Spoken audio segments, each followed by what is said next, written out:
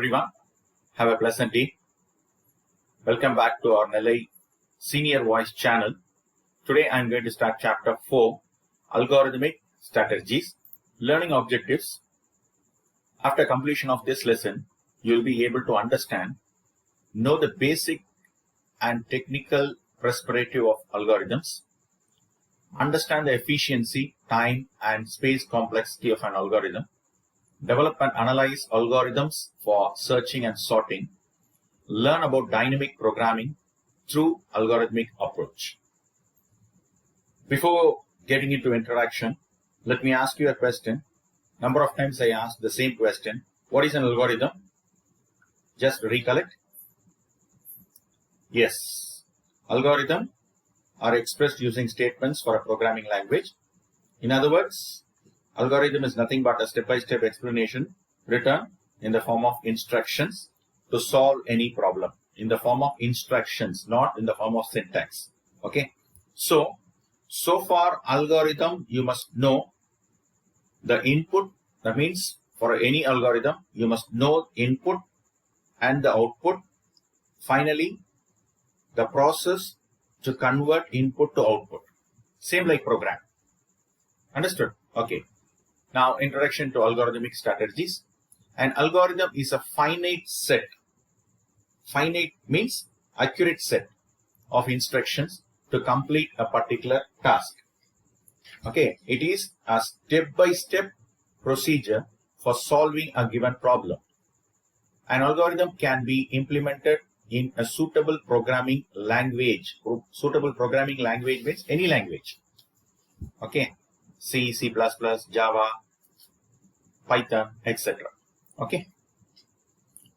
As I told, algorithms must have input, output, and should satisfy the following characteristics such as definiteness, that means exact step, correctness, accurate, and effectiveness, time.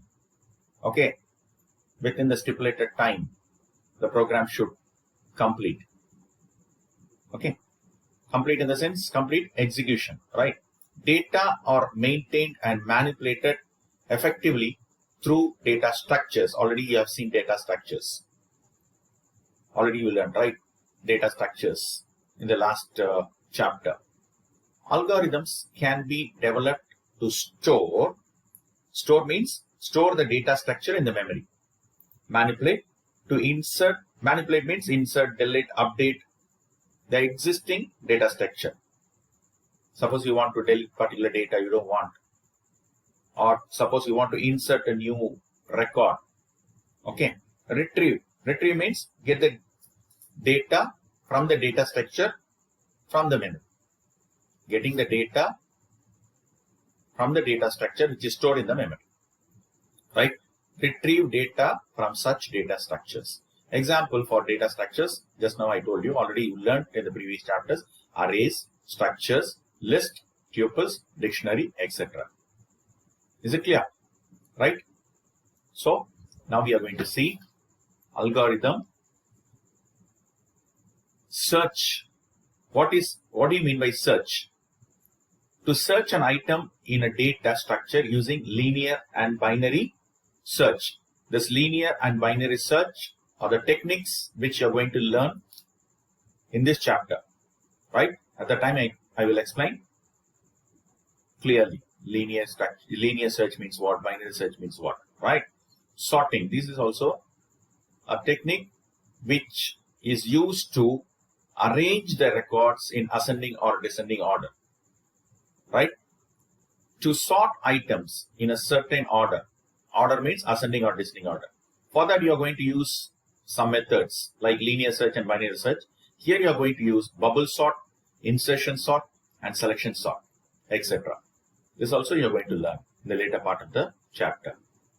Insert. From the word you can understand. To insert an item in the data structure. That means a record. Update. These are called manipulation, right? Update. To update an existing items in the data structure. That means, for example, if any change in your mark, right? So, or any change in your address or phone numbers, etc. Delete. to delete an existing item in the data structure. For example, a particular record I want to delete, I can use this. Is it clear? So the way of defining an algorithm is called algorithmic strategy. Right? Algorithmic means define definite steps, finite steps, exact steps. Okay. Strategy means effectively how do you use the resource to complete that algorithm. Understood? We will see one example.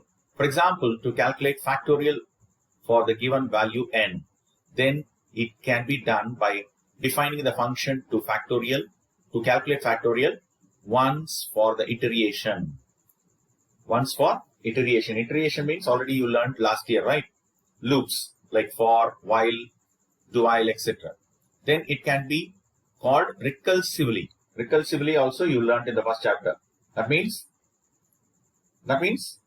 the function which calls itself is called recursive function until the number of required iteration is reached. We will see this. See, this is algorithm and this is program. Fine. Start. Read a number, any number, right?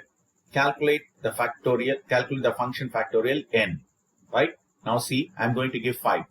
See factorial of 5. If 5 is equal to 1, then the result will be 1. Right?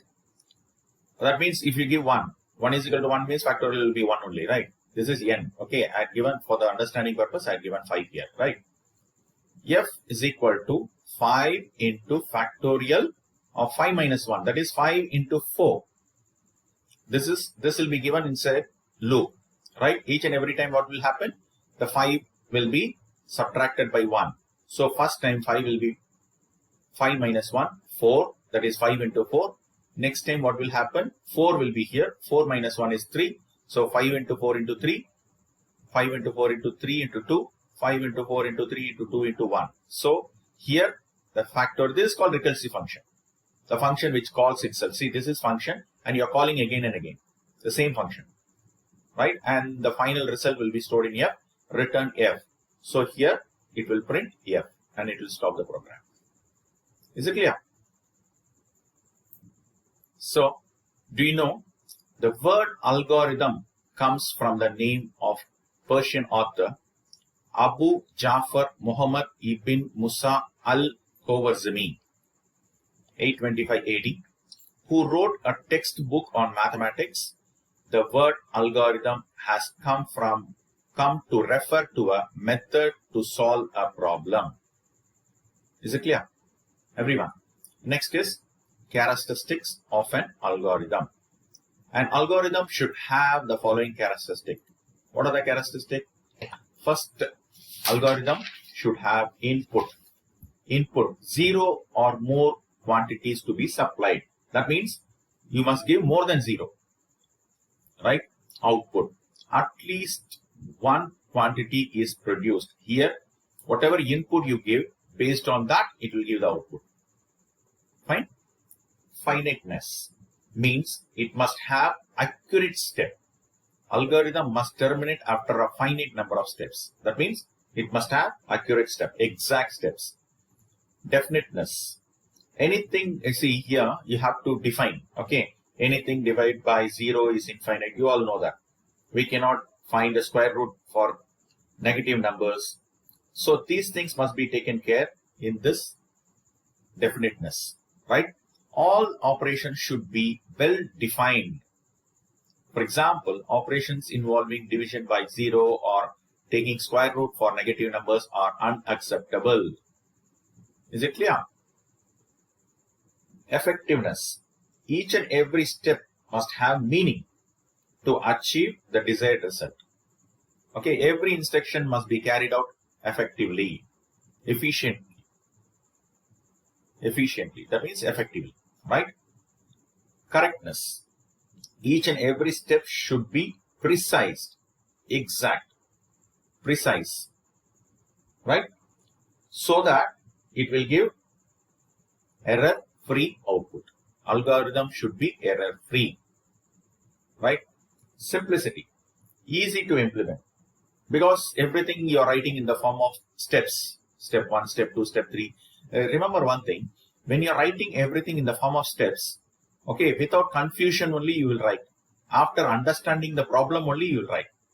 Fine. Once you write everything in the form of steps, it will be easy to implement. And ambiguous. That means the steps after writing the algorithm in the form of steps, no question can be asked because everything is precise. Right? So algorithm should be clear and unambiguous. You cannot question any step. Each of its steps and their inputs, outputs should be clear and must lead to only one meaning. That is one output. Fine. Feasibility. Feasibility means what? Workable, achievable solution. Should be feasible with the available resource. That is, whatever resource is available, okay, in that resource itself, this algorithm should work. Portable. Portable laptop. Portable computer, you say. So what do you mean by portable here? An algorithm should be generic. Algorithm should be generic, means common, independent of any programming language or an operating system, able to handle all the range of inputs. That means algorithm should be independent to any language. It should not get influenced by a particular language. It should be common. So when you write algorithm, using that algorithm, I can write C, C++, Java, Python, any programming language. So that algorithm can be converted into any programming language. That is called portable. Understood? Right. Independent. An algorithm should have step-by-step direction which should be independent of any programming code. Same like portable. That means algorithm should not get influenced by any programming language. Just now I told you. Same thing. It should be independent. It should not get influenced by any programming language. Right? So these are the characteristics of algorithm. That is input, output, finiteness, definiteness, effectiveness, correctness, simplicity, unambiguous, feasibility, portable, and independent. Is it clear? Right? Next topic is writing an algorithm. Algorithms are generic, common, and not limited to computer alone. That means you can use algorithm for any purpose in our daily life. Right? We have been using without knowing. See, it can be used in various real-time activities also. Knowingly or unknowingly, we perform many algorithms in our daily life, such as packing books in a school bag. Everything step by step only you will do it, right? Finding shortest path to search a place, scheduling day-to-day activities, preparation for exam, etc. All these things you do step by step without knowingly. That is called algorithm. As we know that all the programming language share a basic code structure like conditions. Condition means last year you learned, right? If condition, if else, right? And then switch. And iterations. Iterations are nothing but looping. While, do while, for, etc. Can be used to write an algorithm, right? See here itself. See, packing books in school bag. You use if condition there. Suppose if physics period is there, then you will keep physics books. Else chemistry book. Okay. Understood? Like that. I gave just example, right? A typical algorithm shown in the following figure 4.1. Input. As I told, like program, even algorithm will have input and process and output. Is it clear? We will see one example.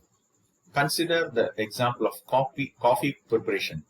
Very interesting one, right? To make coffee, we need to have the following ingredients. First, you should have water, milk, coffee powder, and sugar. Students, now after this example, no one should tell, I don't know to prepare coffee. Right? So these ingredients are the input of an algorithm. Preparing a cup of coffee is called a process. The output of this process is coffee. So you have input, process, and output. Understood? Now I will explain how to prepare coffee step by step. So learn and prepare and give it to your parents today. Right, everyone? Right. First you take a bowl with the coffee powder. First step.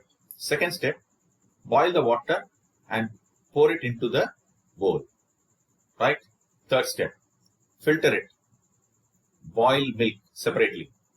Mix sugar and filtered coffee along with the boiled milk. Right. So you mix sugar and filtered coffee, that is already you filtered it, along with the boiled milk. Pour the coffee into the cup to serve. See, so nice it is, right? So this kind of procedure can be represented using an algorithm. Thus, the algorithm consists of step-by-step instructions that are required to accomplish a task and helps the programmer to develop the program. That means when you write anything step by step, naturally you will not make any mistakes, right? Now, I think after this, everyone knows how to prepare coffee. Fine. So, we will see one program. Design an algorithm to find square of a given number and display the result. The algorithm can be written as: first step, start the process. Second step, get the input x. Input x, you give 7 or 5, 2, whatever it is. Like, third step, calculate the square by multiplying the input value, that is square x into x. If we give 3, 3 into 3. So square root of 3 is 9. Okay, now you display the result. So here you see you are giving input and you are doing the process and you are getting the output. And stop. Understood? Everyone, now you can understand algorithm can be written for the daily routine, what you do, as well as programming. Is it clear? That means you can understand algorithm is common to everything. Okay. So algorithm could be designed to get a solution for a given problem. A problem can be solved in many ways. Among many algorithmic, the optimistic one can be taken for implementation. Right? Do you know? An algorithm that yields expected output for a valid input is called an algorithmic solution. Understood? Right? Now we are going to compare algorithm with program. Okay. Algorithm helps to solve a given problem logically, and it can be constructed with a program, right? That means this will help to construct the program. This is not the program.